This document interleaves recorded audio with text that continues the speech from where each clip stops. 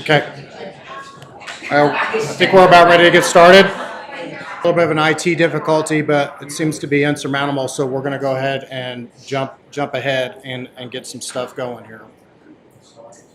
So I just want to make it known that this meeting is going to be recorded and it will be available online. And for those of you that are going to be on Zoom or over the interwaves, we've got closed captioning available as well. Regarding sign-in, many of you have already signed in. I just want to note that if you haven't got a chance to sign in, on the front up here, we've got sign-in sheets on these ICS forms 205As. They're organized based upon different groups, so check box 1 to make sure that group is relevant to you, and then please sign in. I would also ask that if to put your email address in there, if possible, if you haven't already signed in. Thank you. So here's our agenda. We have copies of the agenda up on the table as well. So we're going to go ahead and call the meeting to order.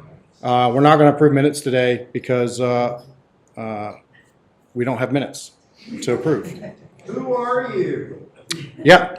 So my name is Ian Thigpen. I'm the new county emergency manager, and we're going to be talking about kind of the direction of emergency management and how we're going to work to achieve whole community, whole of government preparedness as we get ready for hazards that come our way here in Klamath County. This first meeting is really going to be more of a presentation about what LEPC is and my kind of worldview. And then as we move forward in the future, we're going to pivot to more of a collaborative approach and actually work on plan writing and collaborating around preparedness activities and resilience activities. And we'll talk about that throughout the meeting today.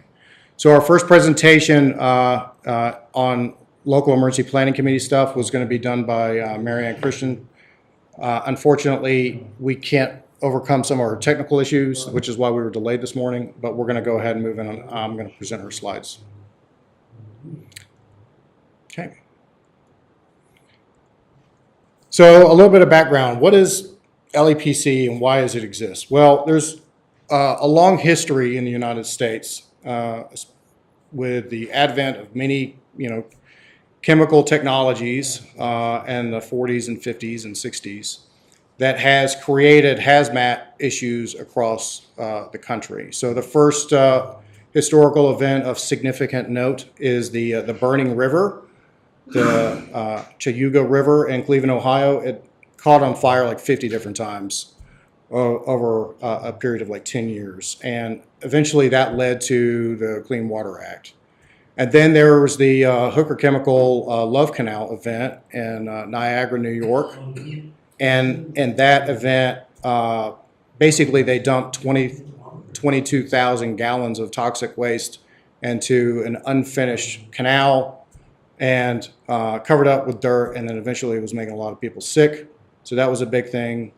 And that led to the creation of the EPA.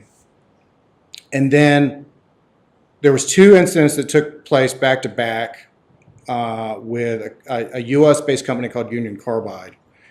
The first one was in Bhopal, India, where 2,000 people died or were significantly injured from a chemical spill that took place. It's a methyl cyanide. It's a compound that's used in a pesticide called Sevin. And basically, it was this huge international incident. It was a U.S. company in India killing a bunch of vulnerable population that were living in an unfortunate, like, shantytown type condition. And then the same company, based out of a town called Institute, West Virginia, had reported to the EPA that they had like 100+ spills of the same substance in West Virginia. And consequently, the hazmat situation became a pretty significant issue that needed to be addressed. So part of this stuff all started with an act called CERCLA, the Comprehensive Environmental Response Compensation and Liability Act. This is what started the Superfund concept. So many of you are familiar with Superfunds. Superfund was really addressed. The picture here, I think, is supposed to be associated with the Love Canal situation because they were dumping toxic waste in barrels. And it basically, the act established the mechanism by which the federal government mandates, regulates, and conducts cleanup operations for hazardous waste sites. Ironically, well, maybe not ironically, positively, Oregon had a response to this. Before EPCRA was passed, which established LEPCs, Oregon created the first ever Community Right to Know Act in 1985, specifically to address hazardous substances. And then when the Bhopal incident took place, this Oregon's Community Right to Know Act really became the framework for which EPCRA was established. So EPCRA stands for Emergency Planning Community Right to Know Act. It's the federal act. It is an augmentation and reauthorization of CERCLA, which preceded that. And it was also an amendment to the Superfund Reauthorization Act. So it has two main goals. The first is it requires emergency planning for chemical releases. And the second is local government and citizens with information about hazardous substances. We need to inform the citizens about hazardous substances in their community. Regarding the planning stuff, that's really the basis for the local emergency planning committee, and we'll take a look at some of this stuff. I don't want to spend too much time getting into EPCRA provisions here. Just want to kind of highlight here for record that this is where you're going to find a lot of that core information. Section 301 here really outlines the structure of how things are supposed to operate. So at the state level, you have the State Emergency Response Commission, the CERC. In Oregon, the CERC is housed with OSFM, the Oregon State Fire Marshal's Office. And then we have local emergency planning districts, which can be a county. It could be multiple counties. I think we might have something because of our hazmat situation change here in Klamath County where that district may be Medford, who's going to be providing our hazmat stuff, and then Klamath and Lake counties in the future. And then we have local emergency planning committees at each district. And then we also have something called a TERC, which is a Tribal Emergency Response Commission. And we also have Tribal Emergency Planning Committees, TEPCs, which can take place on tribal grounds as well. So it kind of looks like this. This is an example.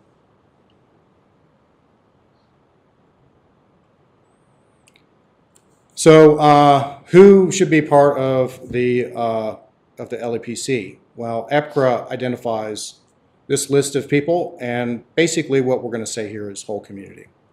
So if you are part of the community that is interested in preparedness or resilience, whether it's related to hazardous materials or all hazards, this is a place for you, right?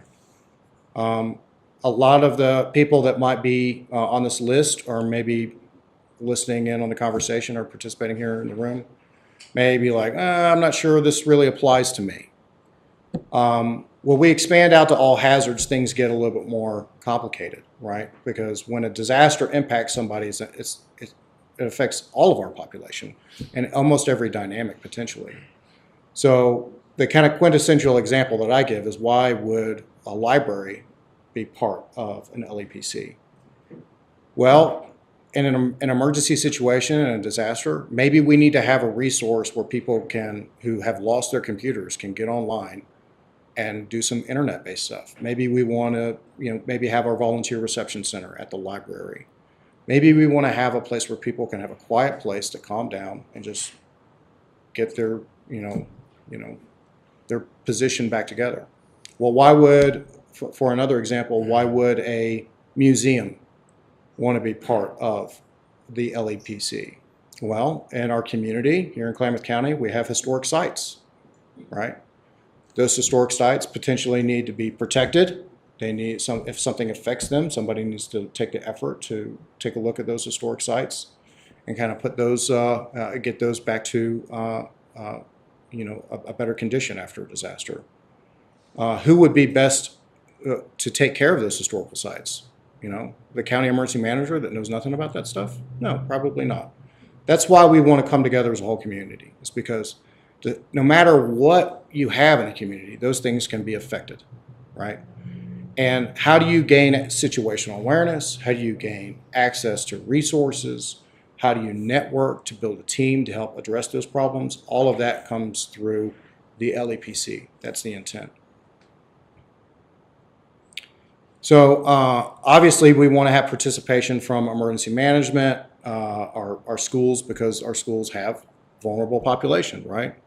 Children are a vulnerable population, right? They need special attention. Environmental groups, right? So as opposed to us doing something that we think is the right thing, and then an environmental group comes in and says, no, we're going to sue you because you did things the wrong way. Well, how about we include them in the planning process so we can avoid that in the first place, right? Our tribes. Now, obviously, we want to have our tribes here, right? We have representation from our tribes here today, thankfully. Yesterday, we were able to get participation kind of confirmed at Klamath Tribes. We went up and at the council meeting yesterday, we were able to present there, and they unanimously and thankfully decided to be full participants in our LEPCs here. But they have their own planning opportunities within the tribe too, and hopefully they'll invite us to come and participate in their Turk. I think they're going to do a Turk. So yeah, environmental justice, EPA definition, the fair treatment and meaningful involvement of all people regardless of race, color, national origin, or income with respect to the development, implementation, and enforcement of environmental laws, regulations, and policies. In future meetings, we're going to kind of unpack some of this more specifically. I know that environmental things have been a hot button topic in Klamath County. I think there's ways to navigate around that in a way that we're not stepping on, landmines, and actually reduces the likelihood that those conversations are going to come to the head in the first place. So we can talk more about that in future meetings. I don't want to get too deep into that conversation today. Outreach to vulnerable populations. So ultimately, when we're talking about disasters, we're talking about how, natural disasters, technological disasters, or human-caused disasters affect our population. Well, who is affected the most in these populations? Who is building the platform on which all of our society is really built on? It's the people, right? It's the community. And within that community, we have people that are vulnerable, more vulnerable than others to certain hazards and situations. So, in past, emergency management has really looked at trying to meet the common denominator. What's the average person look like? And we've really kind of built systems in the past to deal with like the 35-year-old man with, a modest house and income, stable job, stable family, and all that kind of stuff. And then we've had a couple disasters in the past several years, and we found out that's not really who we need to be focused on because they can typically take care of themselves. There's an example that I had the other day. I was up at a Oregon Department of Emergency Management meeting up in Crook County, and the emergency manager there said that they had a flood event that took place in one of their communities that a bunch of mud went into all their houses, and the emergency manager went in and said, "Hey, we need to would you come in here and find out if you need any help from us." And they said, "No, we got it. We can pay for it out of our own pocket." Like, that's the best case scenario for an emergency manager. We don't have to do anything. You can take care of it yourself. These vulnerable populations are the ones that can't take care of it for themselves. So we really need to focus on the common denominator being our vulnerable populations, not, just the average Joe in the community, so to speak.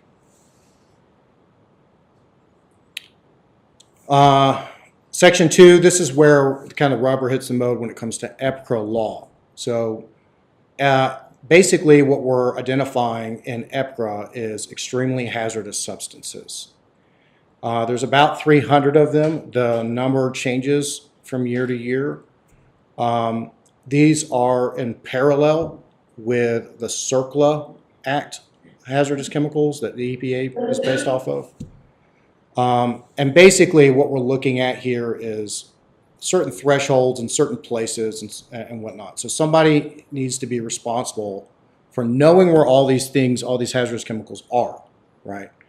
And the EPCRA law really focuses on establishing what those chemicals are and authorizes states and local governments to maintain awareness of what they are and where they're at. These are consolidated in what the EPA refers to as the list of lists. There's over 5,000 products listed in here. There's like 10,000 CERCLA identified chemicals, and then there's roughly 350 EPCRA identified chemicals. There's a little bit of overlap between them. Some chemicals fall in both of that. But this is the list that that is really looked at from a hazmat perspective. Okay. And again, this is all about the public right to know. We need to make sure that that the community knows about these things. Anybody in here ever see the movie Aaron Brockovich? Right? Well, the victory in that case was really hinged on the fact that just a couple years before this, the EPCRA law was passed, which required the open and fair disclosure of the chemicals and the consequences of those chemicals that those people living in that community were exposed to. So a lot of the activities that the LEPC needs to be focused on is not only about community-wide, whole community, whole of government planning on this, but also that communicating to the public. So all of our meetings really need to be public and open. This next one is basically Section 303 really addresses developing how to develop emergency response plans. There's lots of different types of emergency response plans, and we can talk about that in future meetings. I just want to kind of note that the cornerstone plan that I envision for us to focus on in the LEPC is the County Emergency Operations Plan, which is kind of like the everything end-all be-all master plan, so to speak. 303 identifies 9 major planning elements, identifying facilities and the transport routes for extremely hazardous substances, on-site and off-site emergency response procedures, facility emergency coordination, outlining emergency notification procedures, methods for determining the occurrence of a release, description of emergency equipment at the facility, and description of evacuation plans for the facility and the community, and training programs for emergency responders and methods for and schedules for exercising those emergency plans. Because we are just recently losing our hazmat team, everything is out of date right now. So our hazmat plan really needs to be completely redone. So this is the description that FEMA uses for the planning cycle. You write a plan, you organize based upon that plan, you acquire equipment based upon that plan. You train people on the equipment and the processes, you exercise that, and then you evaluate that, and then you update the plan. And around that cycle you go for the preparedness cycle. EPRA identifies these four activities as being absolutely critical. So you got to write a plan, a tabletop exercise. Typically, a tabletop is you get everybody in the room and just like, okay, let's go, just talk through the plan. Anybody got any problems, kind of stuff. And then a functional exercise, which is like one activity, one major activity is being conducted. And then a full-scale exercise is you got a bunch of different activities all being conducted at the same time, and you're finding gaps in how everybody's doing their stuff. Emergency release reporting is a major thing. In EPRA, we need to make sure that immediate notification is capable. Fortunately, Oregon has kind of stepped up and taken the lead with the OR-Alert program. That's an instance of Everbridge emergency mass notification that everybody has access to across the state. Not, well, when I say that, all emergency managers and key select people have access to across the state. In a lot of places, different organizations have to develop their own. However, Oregon's kind of standardizing things and access across the state for emergency management, which is very, very helpful.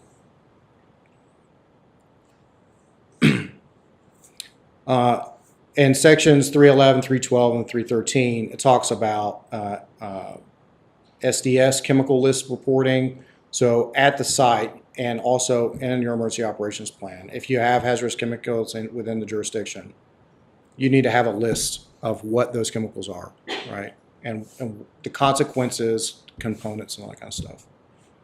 A hazmat inventory reporting, fortunately, and it makes things easier for us because the state of Oregon at OSFM is doing a lot of this stuff themselves.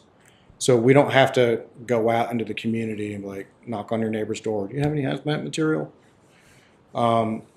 They've really taken the lead on that. And then toxic release inventory. And this is basically what we need to have a annual toxic chemical release report form every year. And that's going to be, if it happens here, we have to do it here, but the state should be doing this more regularly.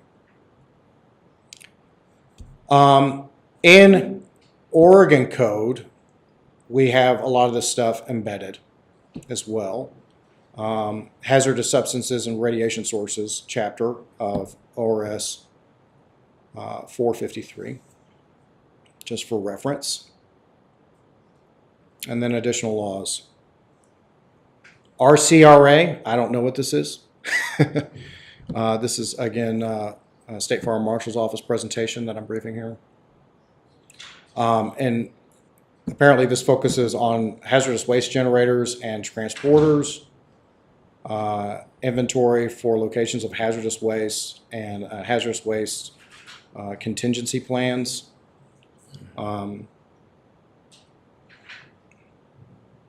Oregon Right to Know Act, we talked about this a little bit, that this also addresses hazardous substances, and this kind of, it predates EPRA. And then America's Water Infrastructure Act of 2018, and this is a pretty big one. This made a pretty significant change to EPRA as part of it when it was passed.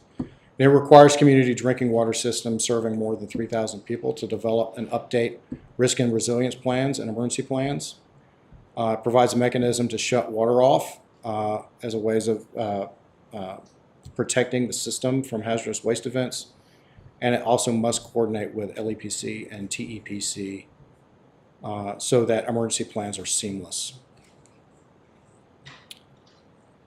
And again, we need to abide by Oregon open meeting laws with public notice, public comment, retention, and remote option. And then regarding compliance objectives, we have identification of a chair and information coordinator, and within our bylaws by which the committee shall function, and identification of subject facilities like an emergency operations center or locations that have hazmat. Development of an emergency plan inclusive with the 9 planning elements, exercise and evaluation plan, and public meeting to answer questions related to the plan. So again, this kind of mirrors a lot of the FEMA principles where we have pre-planning, coordination activities, local expertise participation, collaboration, continuous assessment, and then resource allocation and mobilization. A lot of this philosophy mirrors a lot of NIM's core components we're going to talk about a little bit later. And then who should be part of the LEPC? Basically everybody, right? Food, water, shelter, agriculture, health, medical, infrastructure, critical infrastructure, everybody. So Mary Ann put this presentation together. I probably went through it way faster than she would have gone through it. She probably would have given me way more detail. In the future, I'll probably see if I can get a recording of her delivering this presentation and make it available to the group if you need more information on this. Are there any questions about LEPC and what it is from a EPCRA law perspective? We're going to talk a little bit more about how we're going to organize. I have one question. Yeah. You focus mainly on chemical hazards. Is this wider than chemical? Is it earthquake, fire? Yeah. So this kind of gets to common practices for LEPCs. And the EPCRA law really lays the foundation for we have to have an emergency planning committee by law. And that planning committee has to address by law hazmat. If you look at how LEPCs function across the country, they typically are whole of government, whole of community, all hazards. And they just make sure that every year they're talking about hazmat as a primary topic in order to maintain EPCRA compliance. So that's the vision that I would like to bring to Klamath County, is that we establish the LEPC for Klamath County and focus on all hazards, preparedness, and resilience planning, not just hazmat. Hazmat is the cornerstone for why we're doing it, but we don't have to stop at the minimum, right? We can do everything through this committee because a wildfire needs as much of a whole community approach as a hazmat situation, right? So there's some major kind of end items on the planning side that I think are important. One is the threat and hazard identification and risk assessment process. This is the process that FEMA really leans on for kind of like your situational awareness of the types of things that need to be addressed. And then once you identify the hazards and threats and the risks of those, then we probably want to do some mitigation work, which is more of a resilience activity, resilience management. And then when we're writing that, maybe we want to focus just on our community wildfire protection plans. That's a pretty big deal in Klamath County, right? Our CWPPs. But the big one is how are we going to operate, right? How, regardless of the hazard agnostic, how are we going to work together as a unified whole community, whole of government team? And that's where the EOP kind of comes in, right? There's no reason to have a process this is how the county is going to respond to a wildfire, and then have a completely different process for how we're going to respond to a hazmat situation or a flood or a winter storm. It just creates convolution if you have multiple different processes in place, right? And there's other plans that the LEPC can be responsible for as well, right? The other thing is that a lot of LEPCs tend to organize their LEPCs the same way they organize their Emergency Operations Center. And we'll talk a little bit more about what that is for those of you that aren't familiar with it. But effectively, the LEPC and the EOC are the same. The only difference is the LEPC is for preparedness activities and the EOC is for response activities. So you pivot from we're going to write a plan on how we think we're going to operate to we're implementing the plan and we're actually doing resource coordination and information sharing on the incident itself. Make sense? Okay. So we've talked about EOPs a little bit. EOPs are a weird thing for people that aren't familiar with them. I think that the first thing to note is that an EOP is not a tactical document. It's not a standard operating procedure. It's not a protocol. It's not how to do a manual task, right? They're not written in a technical writing format like a lot of practical plans that you see.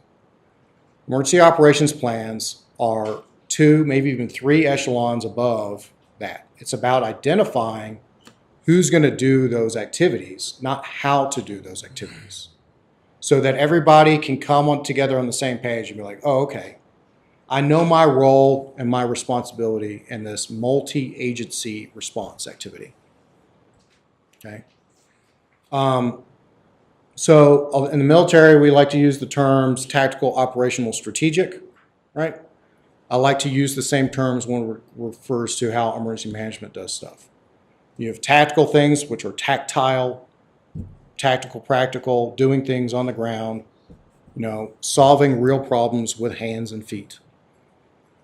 But somebody above that team that's doing that tactical stuff is working collaboratively with other people that are doing things, right?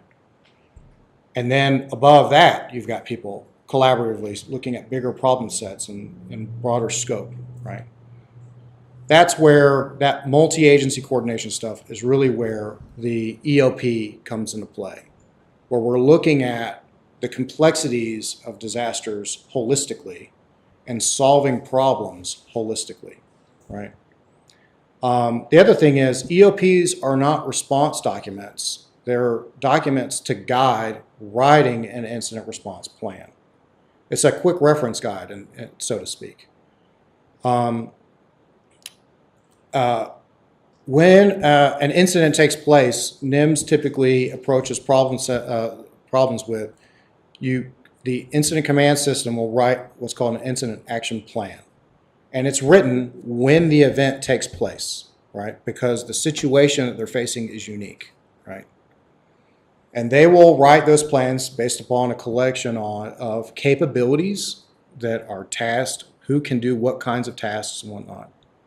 And then they just take those capabilities and roles and responsibilities that are pre-identified typically by law for a lot of incident command system type stuff. And then they'll write an incident specific plan. A lot of times when we talk about EOPs, we think that that's the incident specific plan before the incident ever even takes place. And that's the wrong way to think about an EOP, right? An EOP is kind of like a task book, though the same way that a task book will be applied to somebody's job description on a response plan. When an incident takes place, we still have to write an incident-specific plan. Well, it's way easier to write that plan when you have a whole community complex incident if you have a quick reference guide that you can copy and paste things from and put into a document. It's incident-specific, right?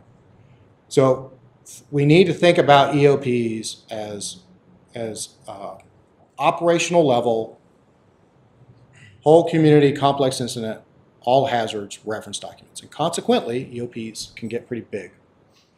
Now, they don't need to be unnecessarily large. There's no reason to just put a bunch of extra words in a document just to do it. But the role of the EOP is so that when things kick off and we have to go into response, people that have been part of that planning process have talked through the minutia of this. They have a really good idea about how things are going to roll. And then they also have a reference document for the things they forgot that they can copy and paste.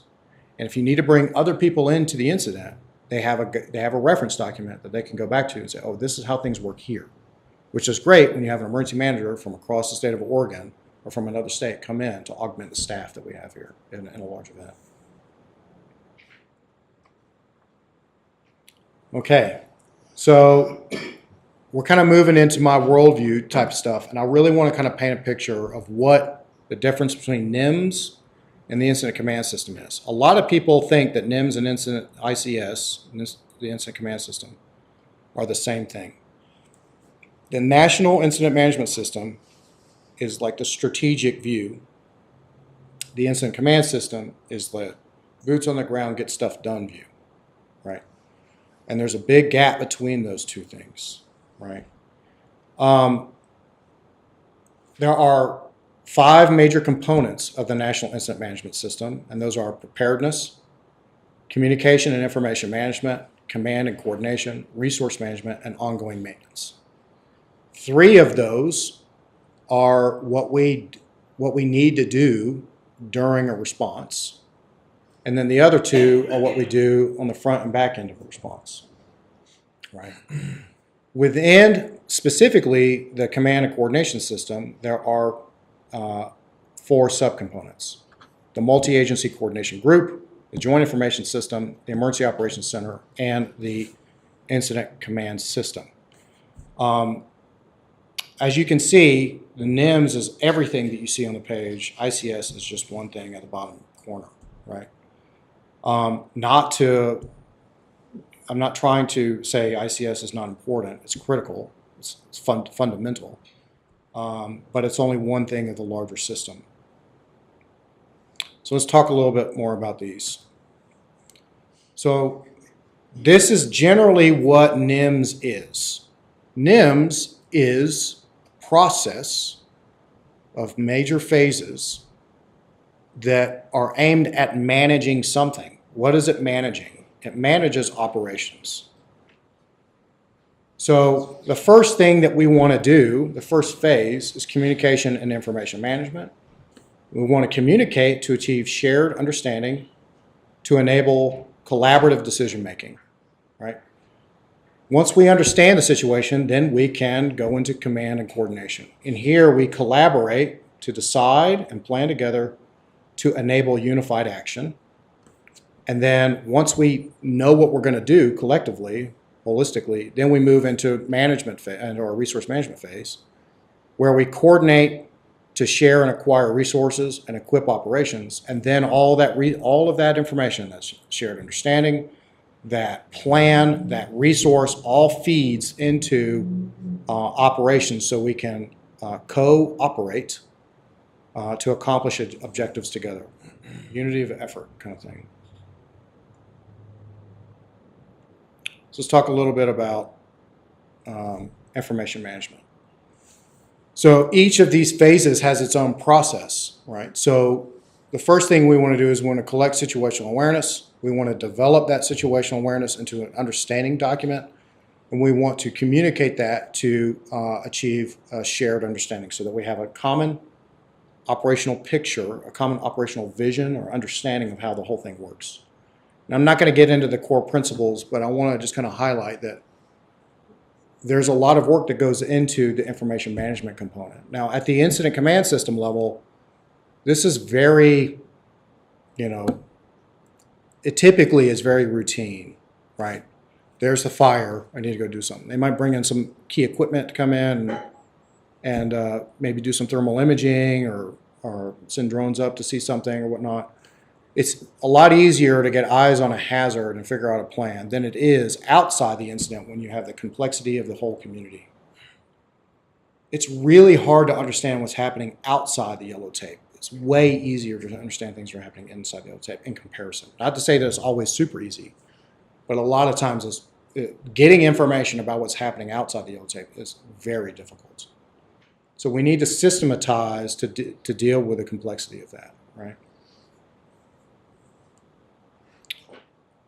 Once we develop that understanding, we want to achieve coordination. Now, command is specific to inside the incident command system. And just want to highlight that you can't have an incident command system if you don't have a commander, right? It's kind of built on that core concept. There's no commander outside the ICS. Everything's coordination. So participation in the Emergency Operations Center, participation in the whole of community, whole of government outside the yellow tape, it really takes drive, it takes effort, it takes passion to stay engaged.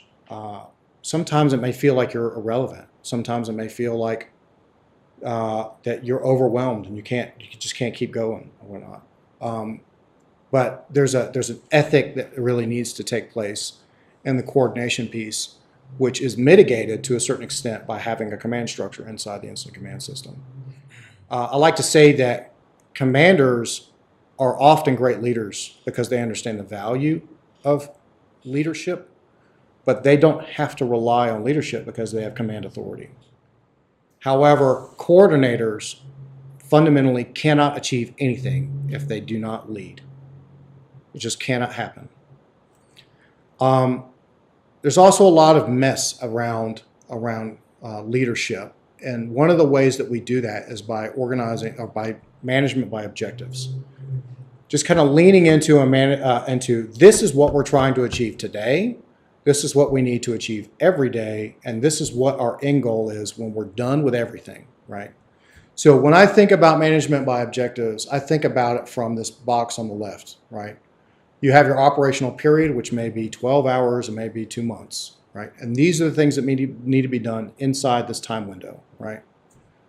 And then so that's what we need to do in operations. And then there's things that we have to do on the management side, or communication information management, command and coordination, planning activities, and logistics and admin finance.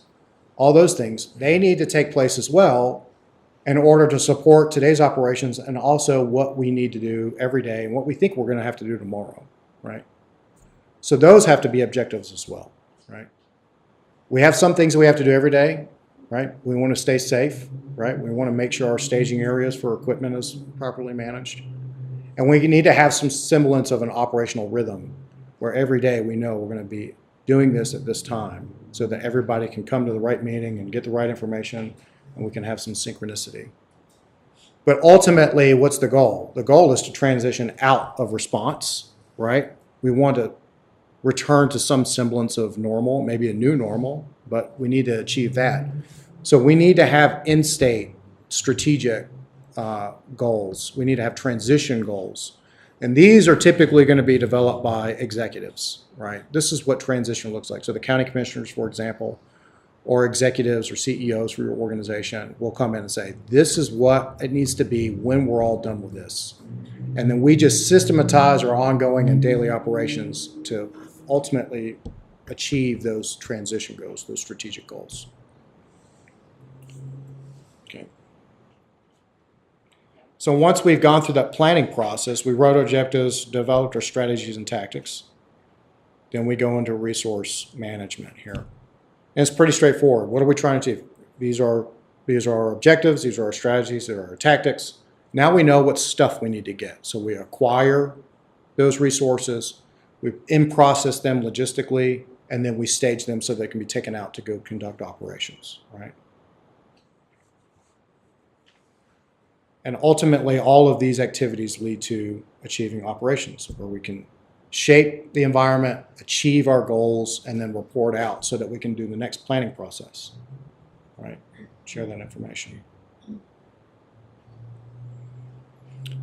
So that's the NIMS components side. Let's take a look at the MAX multi-agency coordination system side, which is the 4 kind of entities.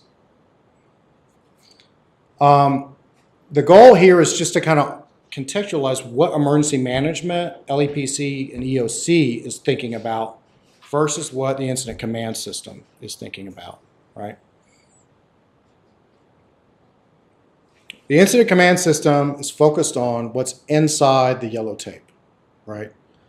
So all the terms in here are NIMS doctrinal terms. You have the incident area, also referred to as on scene. You have the incident or unified command, which is either one commander or multiple commanders working as a team. You have the incident command post, which is the location where the leadership is located.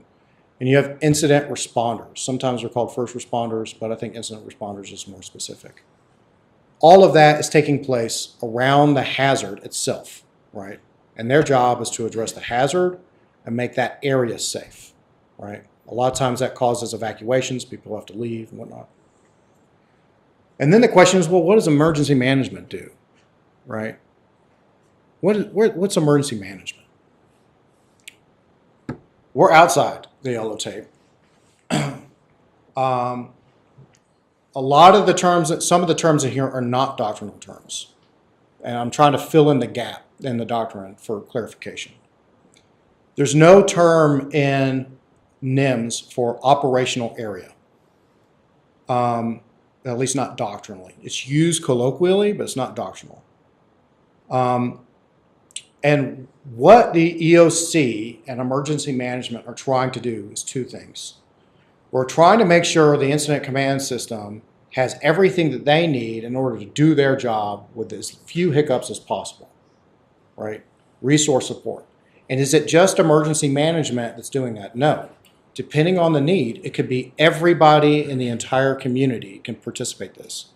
Everybody from the citizens to the directors of all the departments to emergency management and everywhere in between, right? Everybody can come in. Nonprofits, for-profits, whatever. The incident command system may need a tractor, like right now. Well, who's going to do that? Maybe the farmer that's like 2 doors down that has the tractor can help provide that resource, right? Whose job is it? If it's outside the yellow tape, whose job is it to take care of that? It's emergency management and the whole community's job, right? We do that through the Emergency Operations Center. So inside the operational area, we're talking about the affected community, right? We're talking about the whole community approach and whole of government approach, right? To support that on-scene activity. But there's also people that are displaced by this, that move out of the yellow tape, and now they don't have a place to go, a place to stay. You have people that don't have water or something of this nature because maybe the incident affected a critical supply of someone's. Maybe the power's out, or the gas is out, or key transportation corridors affected, or whatever. So somebody's got to take care of all those people that are being affected by that. Well, who is that? That's the whole community needs to come together to help take care of those people, right? So the Emergency Operations Center is the means by which we kind of systematically come together. Now, I'm personally not a huge fan of the term Emergency Operations Center, at least not in the context that NIMS doctrinally identifies it. I've got some color coding going on here. So I just want to highlight that you have the Joint Information System and the Incident Command System in green, but the EOC is in blue, right? Well, it's because it's a location. The Joint Information System has a Joint Information Center, right? The Incident Command System has an Incident Command Post. But for some reason, we don't talk about the system by which the whole community, whole of government, whole of community approach comes together. We call it an Emergency Operations Center, which is it's a location. I think that it's probably good for us to think of this more as an operational coordination system, which is not doctrinally a term. But I think that it really paints a better picture of what we're trying to do. In the operational area, not the incident area, we're coordinating, not commanding, and it's a system by which we kind of work together. And just to quickly highlight the difference or what the Joint Information System is doing, is they're doing the public information stuff. Now, we've got a lot of different entities here. We've got a multi-agency coordination group. We've got an incident command system. We have EOC. All of them potentially have different organizations with different messages. Somebody needs to clean all that up and say one thing at one time, make sure that we're not putting out conflicting information. The Joint Information System is the means by which we ensure that the narrative that's coming from our whole response, whole community needs, is concise, so to speak, right? The multi-agency coordination group, these are your executives. Sometimes it's referred to as the policy group. This is where our county commissioners are going to be. A lot of department head conversations when it comes to budget, policy, those types of conversations would be part of that group. Multi-agency, deconflicting multi-agency coordination policies, right? So can this group or that group do what kind of thing? Okay, before I move on, are there any questions about NIMS? So we talked about multi-agency coordination system, and hopefully everybody now better understands the role of emergency management, what our job actually is, the types of things that the EOP needs to address when it comes to the EOC, Emergency Operations Center, or the Operational Coordination System, multi-agency, out of the yellow tape type stuff. We clear on that? The expectation is that the incident command system will understand their roles and responsibilities identified in the EOP, and then write plans that address the identified roles and responsibilities that they have according to standards and practice. And we should have a record of those as well, although they probably won't be nested directly into the EOP.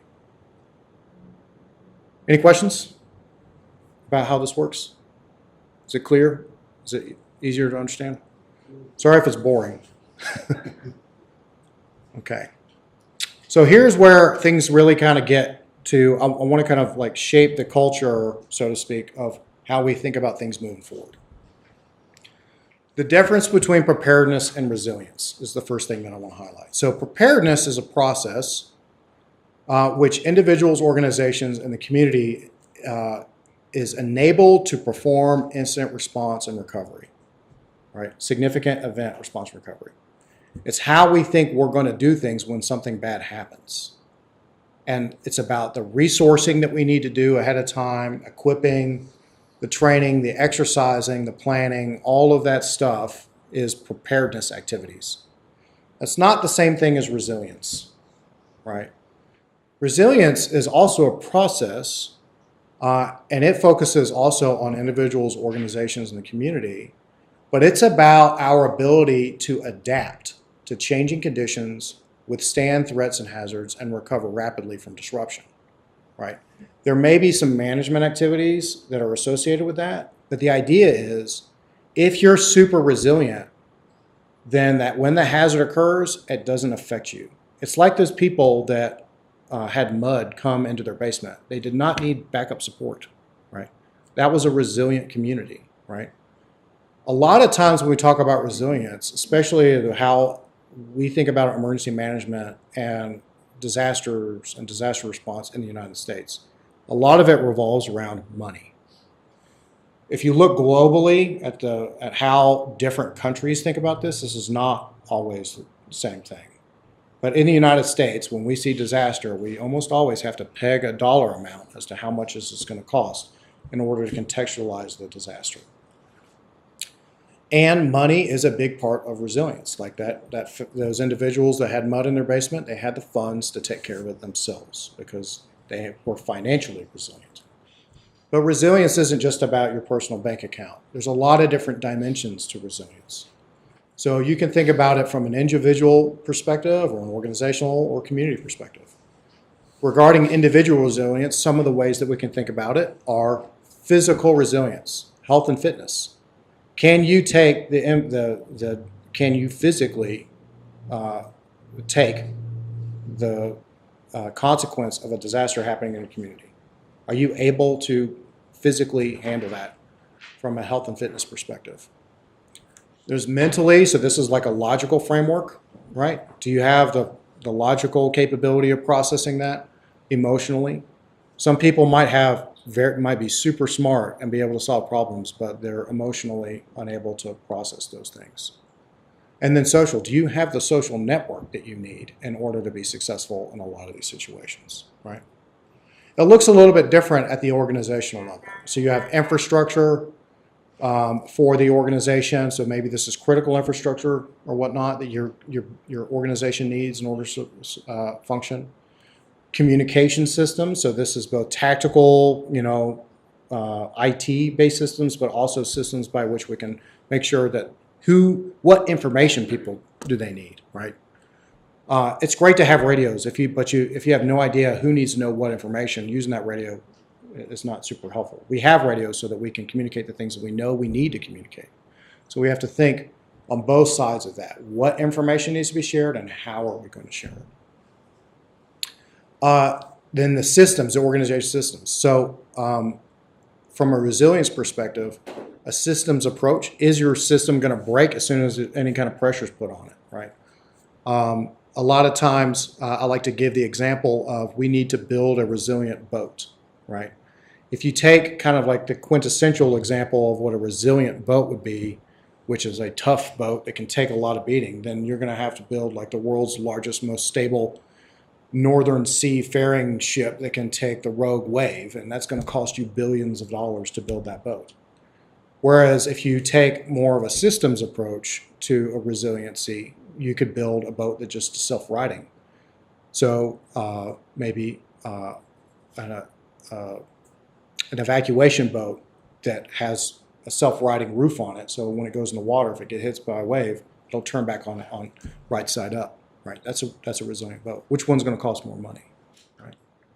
So a systems approach is going to be super important for organizations, and then continuity. What are you going to do when things start to break down? Because things do start to break down. How are you going to make sure that your operations continue when key leadership roles or key capabilities are turned off by the disaster? And then whole community. Let's talk about how the whole community functions. Let's think about how our built environment works. A couple of days ago, we started to run a little low on petroleum at our gas stations, and due to the winter weather conditions. And the conversation was, how are people going to get from point A to point B if they have no fuel for their car, right? So does that mean that we as a community are over-dependent on something that makes us less resilient, right? Our culture. Do we have a culture that promotes developing resilience? Or do we have a culture that encourages us to become more and more and more vulnerable, right? To become less physically fit, to spend our money inefficiently or unwisely, to put ourselves in situations that change our mental set or affect our social groups or whatnot. Those are all really important. Energy, oil, fuel itself, that supply is going to be really important for us to maintain resiliency for a community, and then our economy, right? COVID is a perfect example of how the economy can be affected by a disaster, right? A lot of people were put in a really hard situation, and we have constant conversations about the politics of the decisions that were made ahead of time. Maybe we need to focus more on making a resilient economy in our community, as opposed to win the quick buck, so to speak, for under all situations. Okay. So the next thing I want to kind of point at is the difference between management and adaptation. A lot of things that we do in emergency management is management focused. Can you believe that? We look at processes for how our organization looks at workflow, conducts response operations, how we staff, how we resource, how to achieve objectives, all that stuff. It's that whole communicate to collaborate, to coordinate, so we can achieve cooperation type stuff. Adaptation, in many ways, is the complete opposite of that, right? It's about reducing vulnerability to environmental conditions by a way of improvement, right? It's about recognizing that this particular place is hazard vulnerable. Maybe we should change the way we interact with that space so that we reduce the likelihood that if an event does happen there, it's going to affect us, right? It's about changing our relationship with the threats and hazards. It's changing our relationship operationally and socially or in a living environment, right? So you can think of it this way. You've got management and adaptation versus preparedness and resilience, right?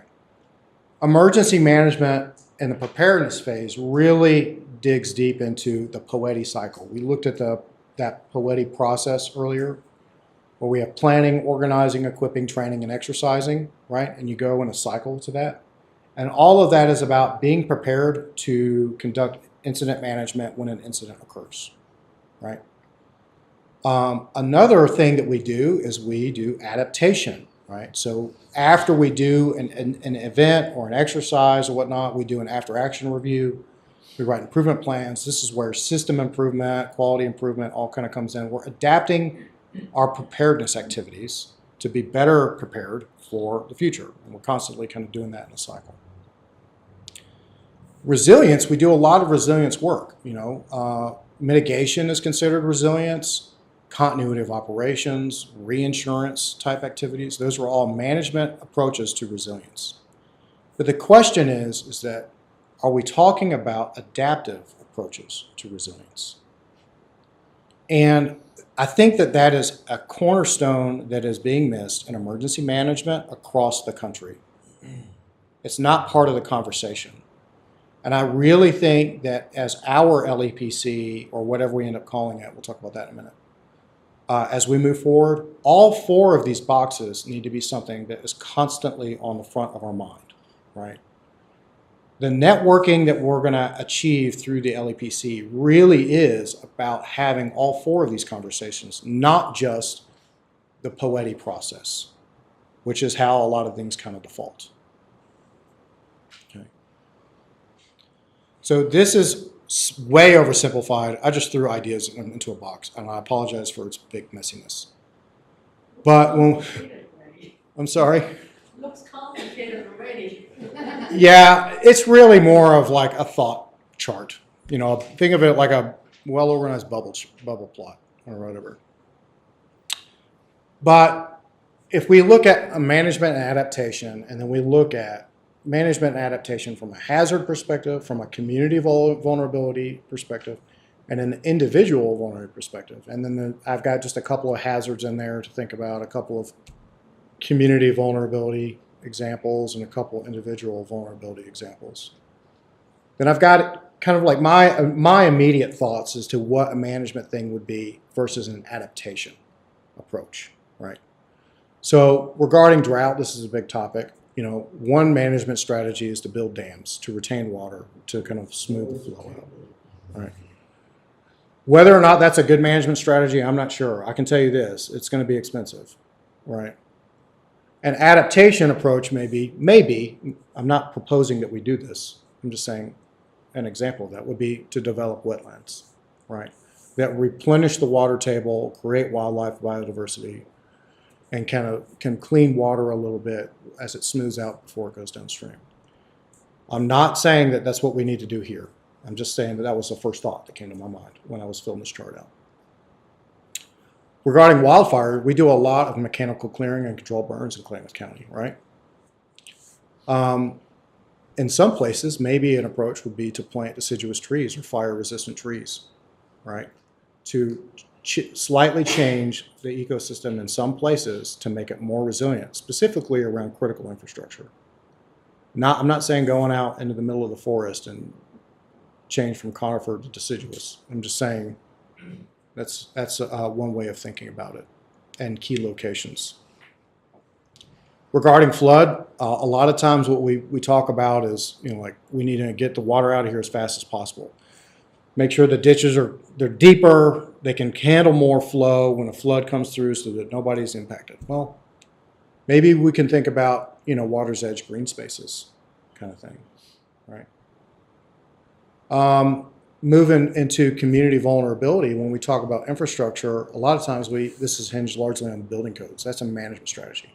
You need to build your building to this standard, right? Well, a lot of our older houses kind of like are grandfathered into old standards. I don't know as much about building codes in Oregon because I've only been here since November, and I have a lot of conversation to move forward with our community development group and our building codes people. But where I come from in Montana, if you're outside of city limits, there is no building code. So you can only go so far in those types of situations. Versus diverse infrastructure types, right? And that gets back into that.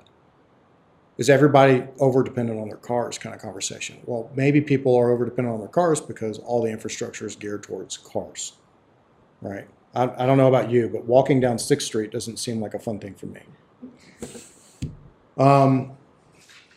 Culture. So a lot of times we've approached culture, addressing cultural issues and from the government perspective as just put the message out in a fact sheet by the PIO, make sure that that information just gets out there, right?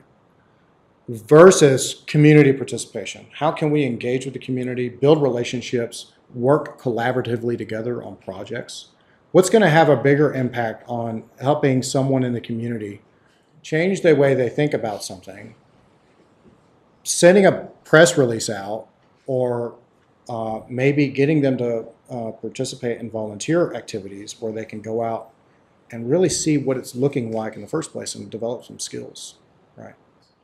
There's no doubt that volunteer work that is conducted shapes the way people think, that changes their worldview.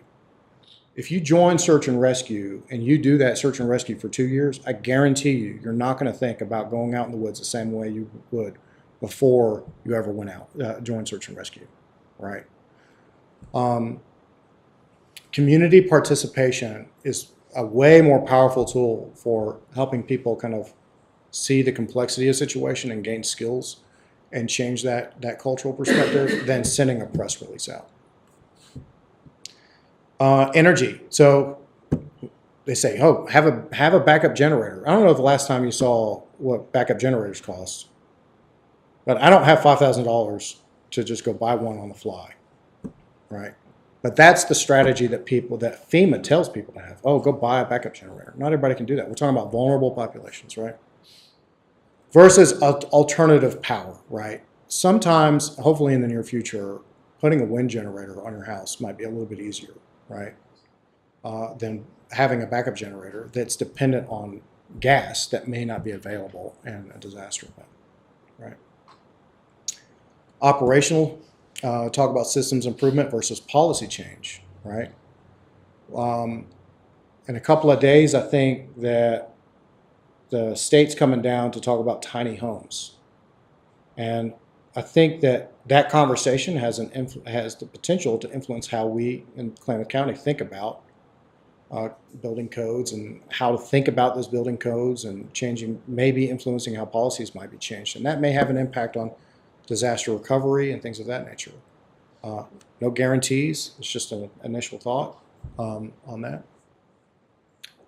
Health and fitness. Obviously, the management approach is diet and exercise, tried and true.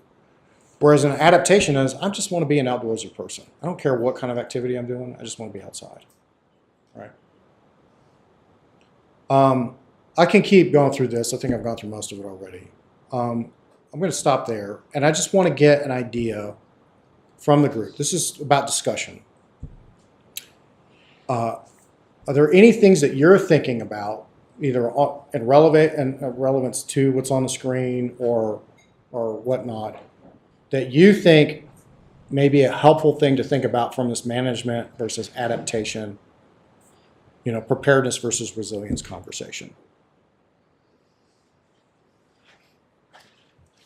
Does anybody have anything?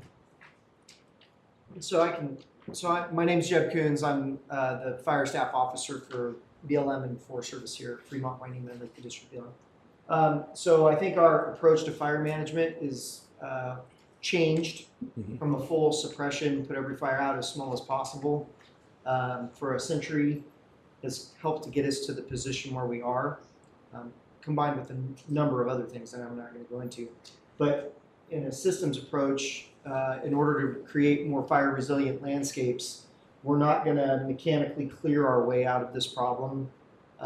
We're also not going to be able to prescribe fire our way out of this problem, mostly due to smoke controls that are in place in the state of Oregon. And so something we really need to look at moving forward that they do in other parts of the nation already is manage wildfire. There's a bunch of buzzwords. We're supposed to say it in a certain way, but how do we allow natural fire that's meeting objectives in a positive way to occur on the landscape? And so that's something we are starting to implement. We've been trying to do it on the Fremont Wyoming National Forest for a number of years. There are portions of the Lakeview District BLM that has areas where we have been actively doing that for decades. And so the Dillon Creek fire, or Dillon fire, I don't know why I always want to put a creek on it. The Dillon fire last year in June of 23 was a great example of that. It was a lightning start fire, technically two within a few miles of each other, that we actively managed to increase it to almost 3,000 acres instead of putting them out at less than 10. And so that landscape has been restored for probably a decade or more, and is much more fire resilient. If we get new starts in the next 10 years in that area, they're going to be a low intensity fire, easier to suppress if conditions warrant us putting them out. and less likely to cause negative objectives in that area. So I guess that's just an example of something in my world where we're trying to implement more of a systems approach versus just a manage, put it out as small as possible every time. And it's not always as simple as that. We were right place, right time kind of fire. We're not going to be able to do that with everyone, obviously. Yeah. But where we can, we will try. Yeah, I think that that's a great example of thinking more holistically about how to solve problems. I'm about to say something, but I want to clarify. I'm super happy that I'm here. First off, I came here because of three things. Number one, I wanted to do emergency management in a place that had significant problems. Two, that those problems were, and when I say that, I don't mean that Klamath County has problems. I'm saying like they're hazards that we're facing are complex problems. Complex problems that, but also problems that, if they are resolved, they have significance, right? That helps move not only the community forward, but also enables the entire nation to see how these different types of complex problems can have significant impact, right? And the third one was I wanted to go to a community where I had leadership support and community support to really address those problems, right? I wanted to go to a place where it was going to be important, where the work I was doing was going to have an impact. And I'm very happy to be here. The Klamath County has been nothing but amazing so far since I've been here. And everybody has been informing me about the difficulties that we are facing here when it comes to certain things, right? Because they're complex problems, right? And I am very happy to jump feet first right into the problems that we're facing here. That being said, the first week I was here, I could barely breathe in my house from the wildfire smoke from the controlled burns. I think that you're right. We've got to address a lot of the problems that we're trying to solve in a way that doesn't create more problems, right? And an adaptive approach in the wildfire control situation, I think, is going to be a huge part of that for Klamath County based upon how our hazards are laid out. I don't think that the problems that I had the first week I was here are going to continue, especially since what you just said. But I also think that the whole community is ready to come together on this. Everybody I've talked to, every single person I've talked to, has been excited about the prospect of coming together as a team to solve complex problems. I haven't had one person give me pushback. Doesn't mean I'm not going to have it, but I'm very excited about what we can do. And I think that the LEPC is going to be the process by which a lot of this can get done. Before I go on, that was a great example. Does anybody else have an example? Yeah. So Jessica Chastain, Chief Technology Officer at the Health Partnership. One thing that too needs to be kind of considered, because it affects just about everything up there, is communication strategy that's beyond electronic means. Absolutely. Because cyber is one of the newest ESFs within emergency management.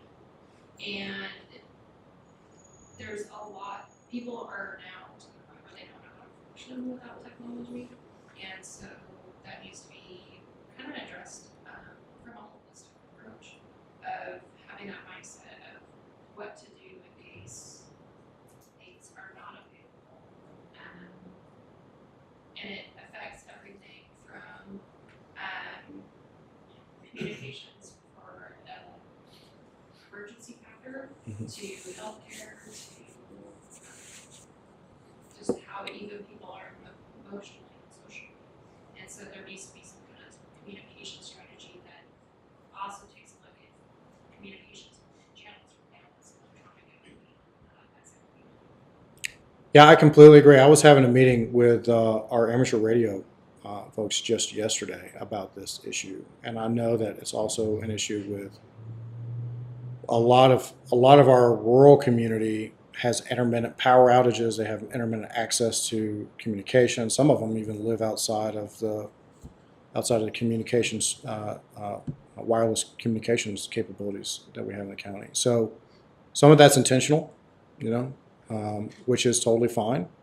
I do want to make sure that we have systems in place that we can inform people regardless of where they're at. And that's going to have to be more than just leaning on the integrated public emergency alert system, IPAWS.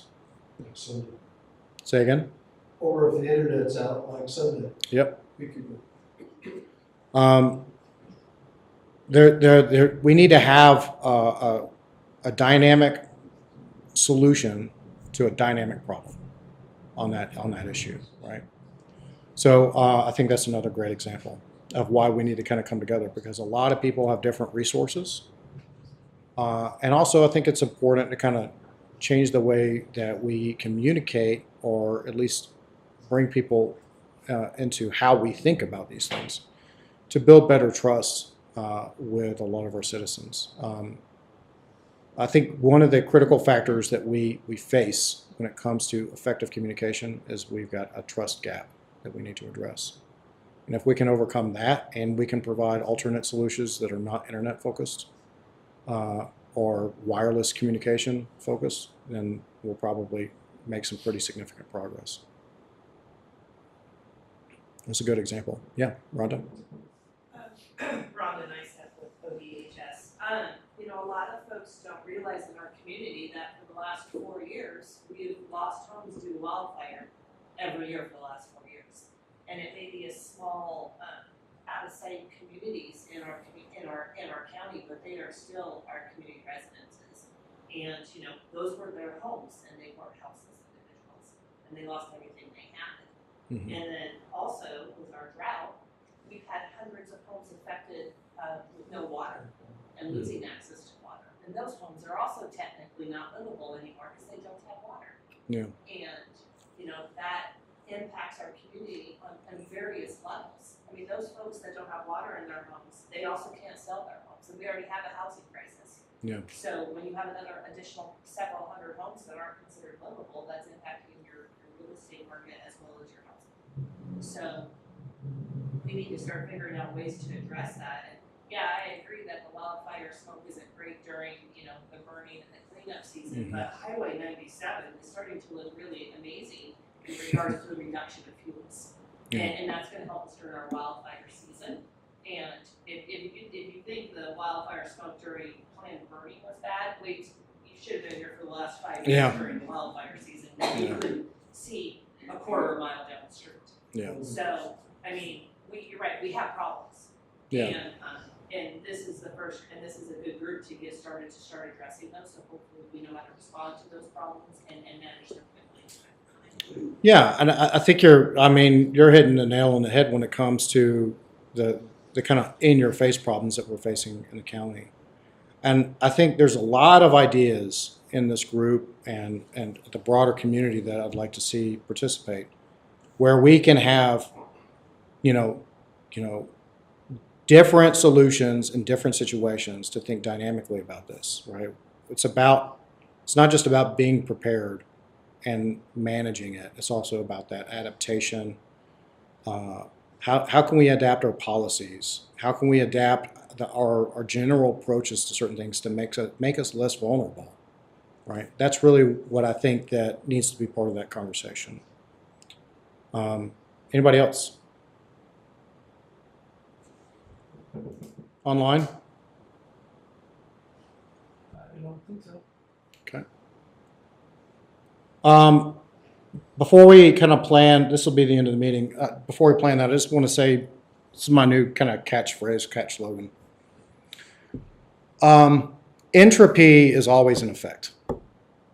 It never stops. Our organizations, our individual health, our community is constantly being pulled apart by entropy, right? We age, inflation takes place, food supply isn't always what we want it to be, friends move away, pass away. The information on our interwebs gets more and more contentious and complicated. You have staff turnover in your organization. There's all kinds of things that are pulling things apart constantly. The only thing that overcomes entropy is heat and pressure. So if we want to fight against the constant tyranny of entropy, we've got to put energy into it. And it's going to be never ending. But if we come together with enough heat and pressure, both collaboratively as this multi-agency coordination and within our own organizations with heat and pressure, we can turn this hot mess into a diamond. But that diamond, even if we create it, it's not going to last forever because entropy is still in effect. So we can never give up. And that's what this LEPC is really all about. Every person in this room, I know some of you, I don't know some of you. I'd like to get to know all of you. I want to make sure that you have open access to me, even though I'm kind of swamped all the time right now. Hopefully in the future that will be addressed. But I want to build personal relationships with everybody, and I want to work collaboratively with you to help solve these complex problems that we're facing in the community as a team of teams. That being said, this is our first LEPC. We need to talk about having our next one. So this one was much more of a presentation as a kind of orientation.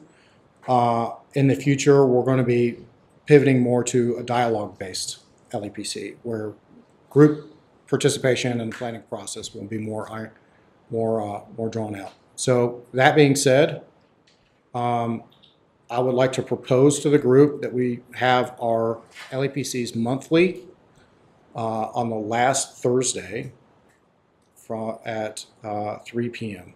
for 2 hours each month. Did you say at 2 or 3?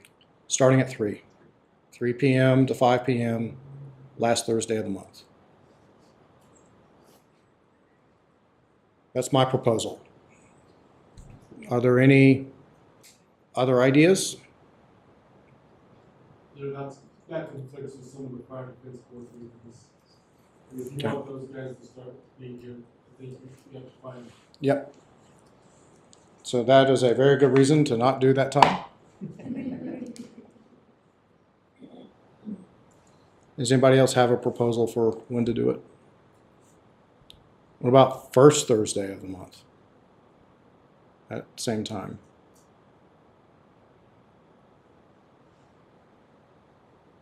We probably will skip this next one.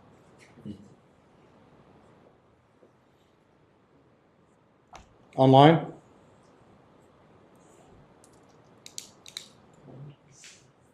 Okay. The first Thursday of the month for some of us also is a preparedness meeting over in Lake County for some of the fire departments also. Oh, we don't care about the county. I'm just kidding. I'm just kidding. Just kidding. Second Thursday.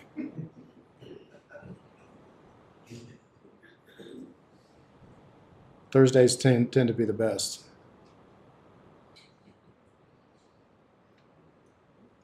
The second Thursday is the CURD meeting for, so we have police, fire, and 911.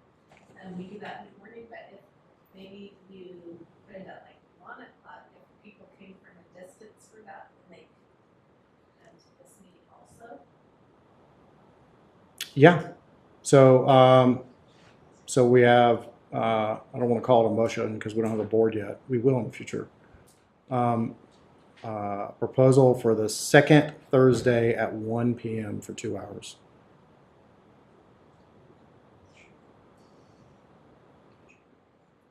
Going once? Going twice? Okay. Second Thursday. We will skip this next one just to give people time. And we're going to be talking about organizational structure, bylaws, board selection, EOP design, and task force assignments. Also, subcommittee. Task force is EOC, and then subcommittees. I think so. So March 14th, March 14th will be the next one. is that am I right? Yeah, there's some feedback from those that are online. That Oh. undo or what you need to chat. Okay, can you, there's some online feedback?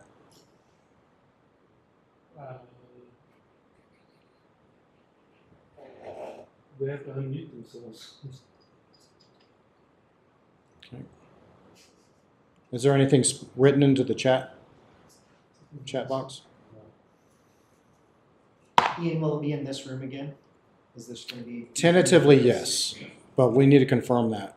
I think that, so I think the problem was we didn't have as much physical presence today. Because half the people that got the email didn't get it until last night because I discovered an old contact list from my predecessor that was buried. There's a lot of issues out there, so you can send out a tool.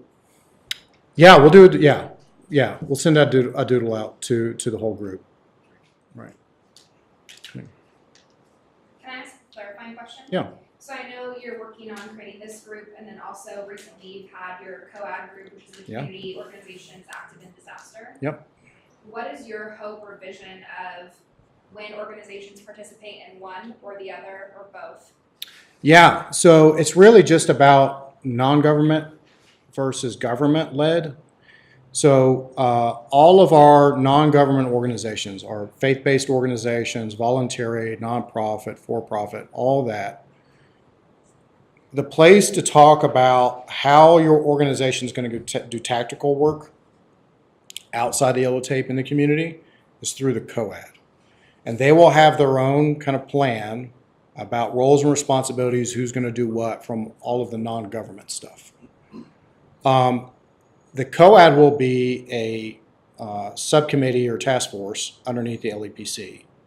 And all of the members of the COAD will also be invited to come to participate in LEPC activities to represent themselves. However, the conversation at the LEPC is going to be purely operational. We're not talking tactical, right? So the tactical conversation will be at the COAD, and the members will be invited to both, if that makes sense. Great, thank you. Okay. All right. So we'll send a doodle out, and we'll get confirmed time to start a regular schedule for these meetings. I anticipate that we're going to have a general meeting for the LEPC at which it's going to be much more regimented. It's going to be more about getting people up to give presentations. The first one's probably going to be more dialogue based because we're kind of building the machine. And then we're going to establish subcommittees that will focus on major end items as actual planning activities. And then when they complete something, they'll come and they'll report that to the LEPC general body so that the general meeting is more kind of clean and concise, so we're not wasting people's times. I hope that today was helpful for everybody, and I'm excited to not be as boring in the future. Yeah. Do you have a scheduled COAD meeting coming up? We'll have to work through COAD for that, so we'll get you connected to them. That's it. Thank you very much for coming.